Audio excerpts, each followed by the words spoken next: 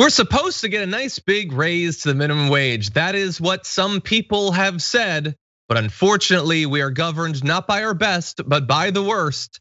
And so get ready for a mediocre, watered down raise to the minimum wage if it comes at all, because Mitt Romney and Kyrsten Sinema are working with a group of 10 Democrats and 10 Republicans on a minimum wage compromise. 15 was the compromise that they hope can build bipartisan support after Senate Democrats failed to pass a $15 an hour minimum wage. Now, hold on. We have other details and I want Ben's commentary. But that is quite the sentence there that Kyrsten Sinema is working after Senate Democrats failed to pass it. Let's not note that she was part of the reason they failed to pass it. Do we have the footage? Can we just show that? Because I want it to be burned in everyone's memory for the rest of their lives. Her little performance, her little curtsy there.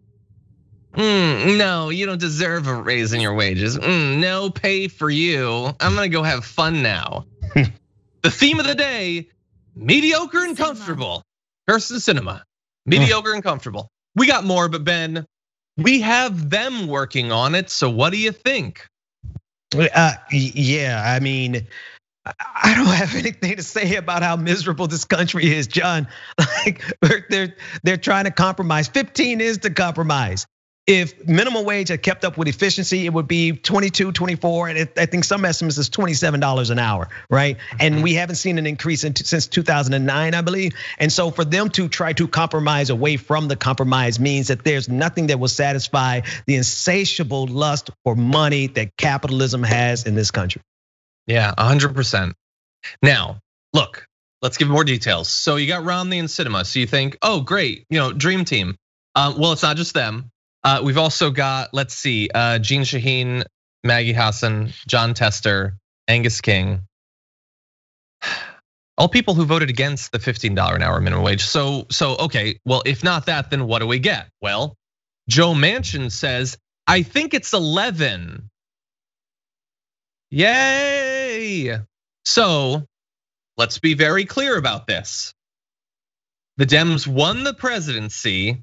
They won the Senate by winning miraculously, not one, but 2 Senate seats in Georgia, which isn't even supposed to elect Democrats. And after all of that, and also won the House a couple years ago. After all of that, we get 11. Okay, so what would we get without all of that?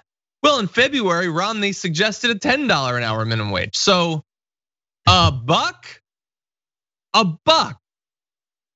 for winning multiple elections all over the country, a presidency, both houses of Congress.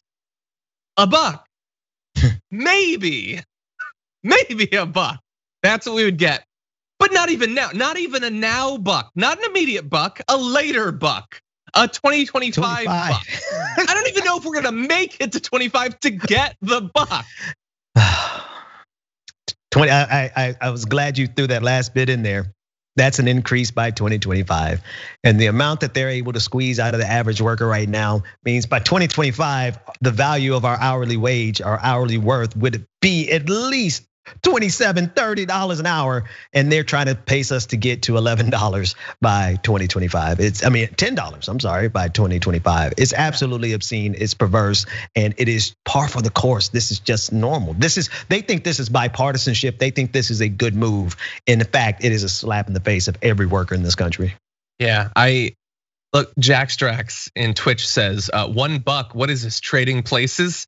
Yeah, it feels like that. It feels like a joke. It feels like a bet that the rich are playing on us. Remember, Romney, uber wealthy. So thank you, rich man, for saying we might get a buck at some point. Okay, so let's say it's 11. Well, let's see, National Low Income Housing Coalition has put together a map of what a full-time worker would need to earn to afford an average 2-bedroom place. Let's see, where would $11 do it? I'm seeing nowhere. Actually, nowhere would a full-time worker be able to afford that. But maybe even more insulting, not more insulting than the curtsy, that's the worst thing I've ever seen, is that the $11 she's apparently going to be fighting for is less than her state's minimum wage, which is $12.15.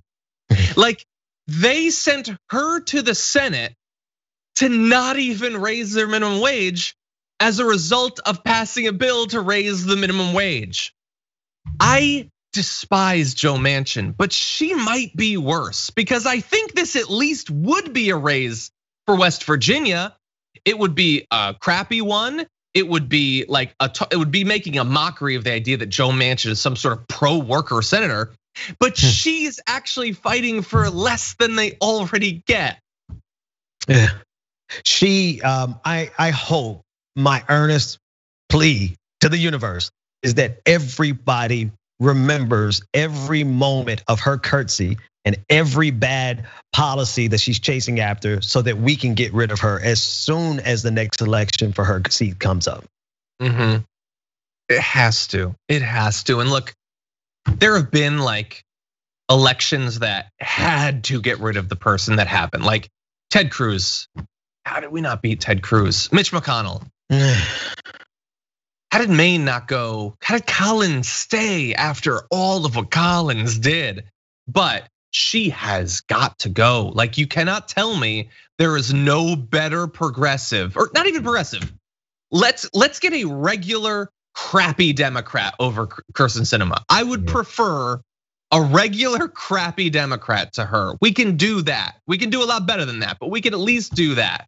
We gotta get rid of her. Yeah. That curtsy needs to be burned into everyone's retinas. She's literally squatting on America. That's what it feels like. After years of trickle-down economics, you now get the Kyrsten squat. Things have really escalated in recent years. My God. And look, this is what they're gonna be trying to do. And in theory, if those Democratic senators say it's not 15, 11's the best we're gonna allow, then that's kind of what it means, I guess. So what do we do? Like, what do the progressives in Congress and the couple of them in the Senate do? I don't know. Vote against the $11 as a show of force? Is it general strike time? Like, I don't know what to do when the issue is so obviously our own caucus, like the worst people in our own caucus. Well, the one thing that we could do is to obviously send up like actual progressives and more actual progressives, but that seems to be a little complicated these days. I won't go into that. And it's definitely time. Like we can't do that now. Like that's going to be a couple of years. I mean, sure, there's a couple of like special elections and stuff, Nina Turner and all that. We could have gotten Gary Chambers. There are those, but for the most part, that is a 2 years from now, a year and a half from now thing. Yeah. It's just incredibly frustrating to continue the whole country held hostage by the worst Democrats in the country. Oh my God. Yeah.